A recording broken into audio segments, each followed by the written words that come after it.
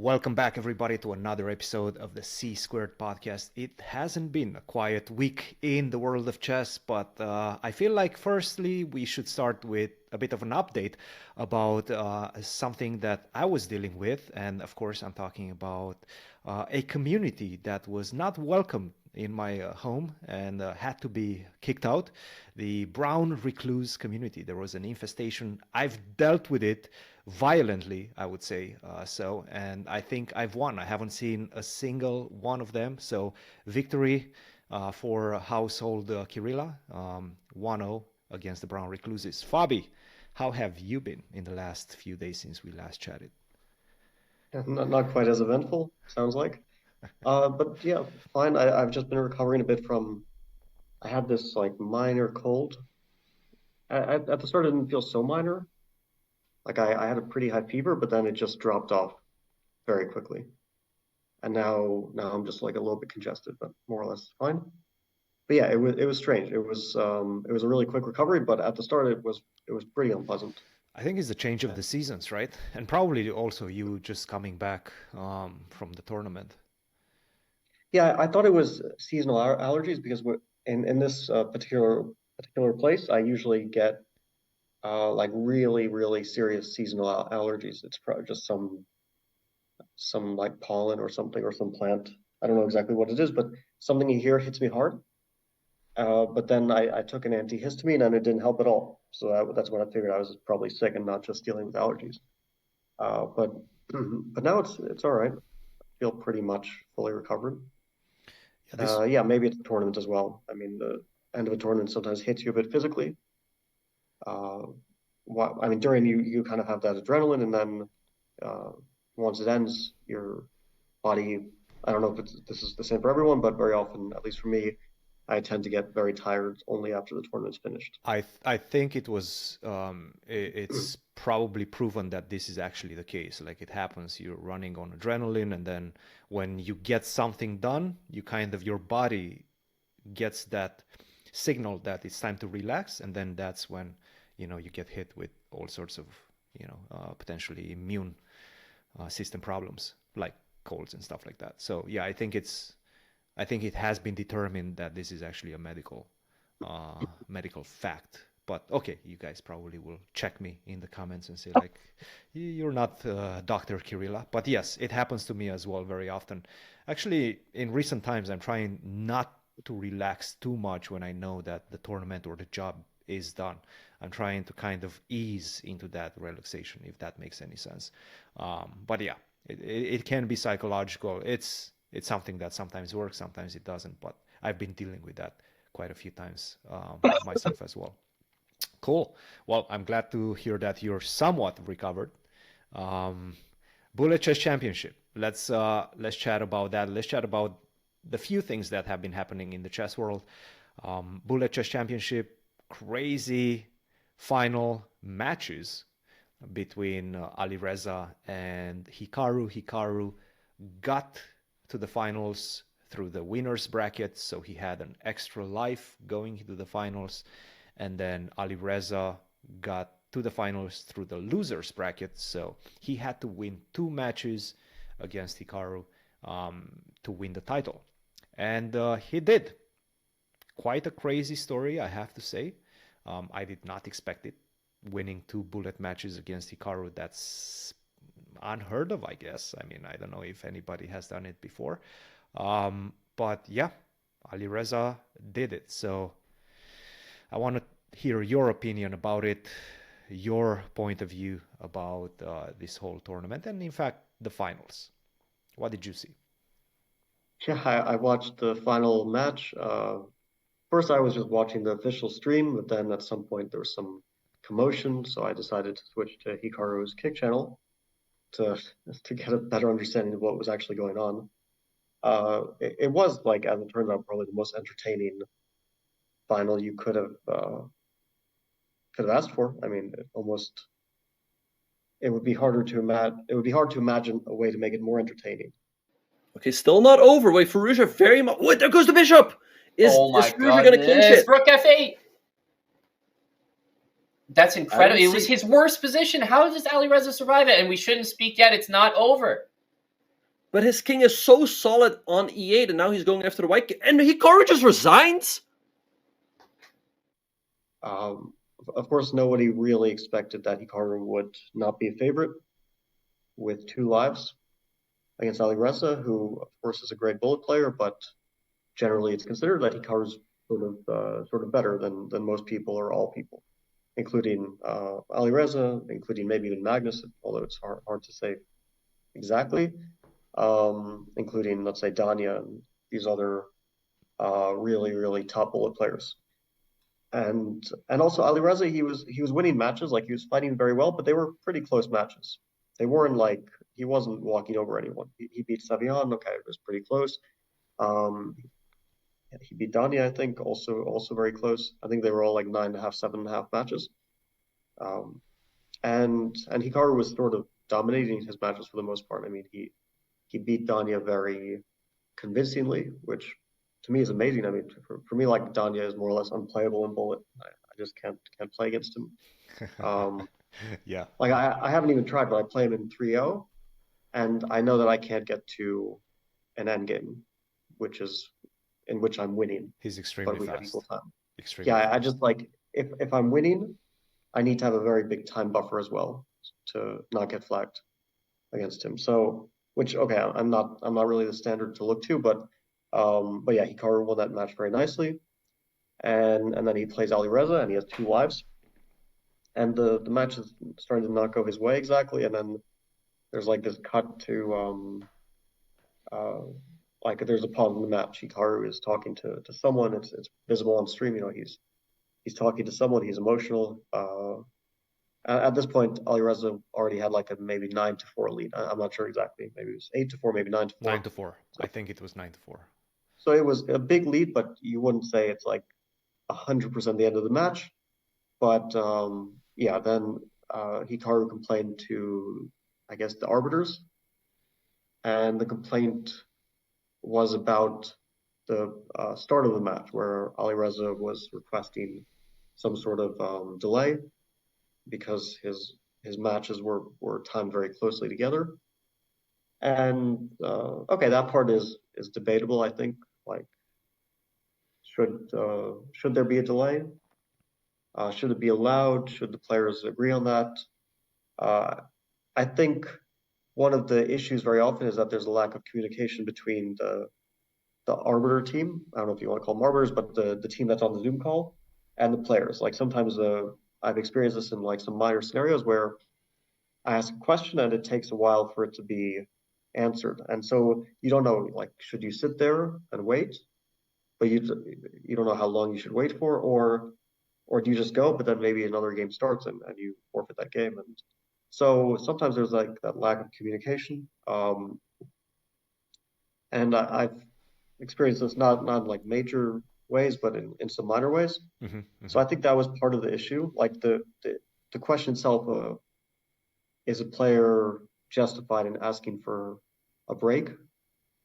I think it is fair to ask for it. I don't know exactly how Alireza asked for it. I heard he threatened to withdraw. I think this was Hikaru's main point. Basically, Alireza almost, or at least, said that, you know, I'm not going to play. I don't know whether he was going to go through with it, but he's told the arbiters, and obviously Hikaru was on a call, so he heard as well that he needs a break. He needs a 20-minute break in between matches before the final start, and if he doesn't get it, then he's not going to play the match. Like, he's going to just forfeit the match and give the victory to Hikaru, which obviously nobody wanted. Chess.com definitely didn't want it. So they were kind of, their hand was forced in some regard. And, you know, I kind of understand Hikaru's side as well. Hikaru was streaming, so it's not like he was just like hanging around just waiting.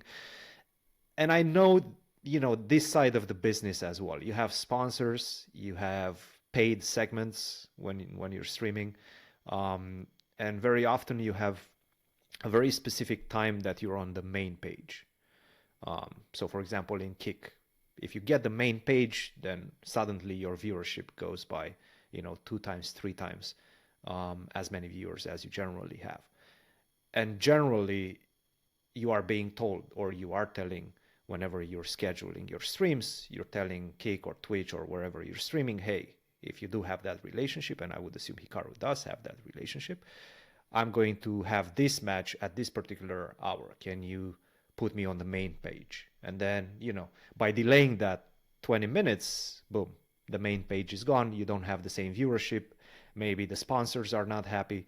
This is all just hypothetical, and I don't know if that was exactly the case, but I would assume this is perhaps something that Hikaru was dealing with, and that's why he got upset about it. I do think that there should be a break in between, but perhaps not, 5 minutes before the match is supposed to start. Yeah, well, I guess it depends a lot on whether or not there should be a break. That's one question. It depends a lot on, like, were there any delays? How much of the break was actually scheduled? Yeah, it's a bit unreasonable to expect someone to play completely back to back to back because he was playing multiple matches. How much should they have allowed Alireza? There's a lot of questions. To me, it seems like it could have been kind of cleared up without too much fuss. Like they just agree on something, maybe it's 10 minutes, and then it could be a middle ground, and then they just kind of get on with it. On the other hand, yeah, I don't really know much about the streaming side of things. I've never really thought about numbers or viewership or things like that, and I don't really stream as well. I feel this was a business problem that Hikaru had with Alireza's, complaint or like demand, let's say, because it was sort of like a final demand, like you let me get this 20-minute break or I don't play. Yeah, I think it was like a business. There was some business aspect to it behind closed doors. But yeah, Hikaru wasn't playing. Like, okay. Hikaru wasn't happy and he tilted. Yeah, he wasn't happy. I mean, if a player gives an ultimatum, then, well, it is also up to the other player in general to say, well, I also give an ultimatum, and then or they can just accept it. Those are two strategies. Like I would just accept things. I would say, okay, whatever. Let's take the 10-minute break and get on with it. Or you can be confrontational and also give an ultimatum, like some players might do, especially players of the past. Like, I don't know, Fischer, for example, maybe comes to mind as a player who would not back down and who would say, okay, if there is a break, then I'll withdraw, and then the organizers can decide between two conflicting ultimatums. But it is also something which I think really could have been cleared up a bit more smoothly. And yeah, and then after that, Hikaru was upset, and like very genuinely and visibly. Yes. So it definitely wasn't an act by any means. He was affected by the whole thing, and his play became like much worse than it normally is. It felt like careless at moments, even though I'm not really one to speak in terms of bullet about carelessness. Because obviously my play is much more careless than either Hikaru or Alireza, but very often he was making decisions that like seemed like he was just kind of throwing moves out there and not really calculating the consequences, which is not something that Hikaru typically does, even in bullet. He still usually calculates quite thoroughly, or at least as much as you can in a few seconds. So I noticed a change in his play, and then in the second match, because he did end up losing the first match, it was sort of a foregone conclusion at some point when he was down like 6 points and there was just not enough time to get back. Yes. The second match became very close. It was really, really close.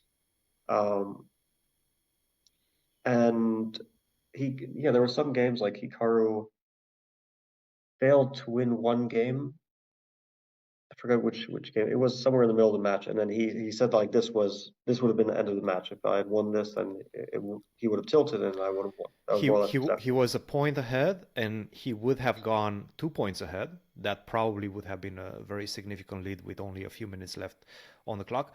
But also by losing, because he lost that particular game, that meant that Alireza equalized. Hikaru got somewhat back on tilt, I would assume, and a lot of things have changed with that game. Yes.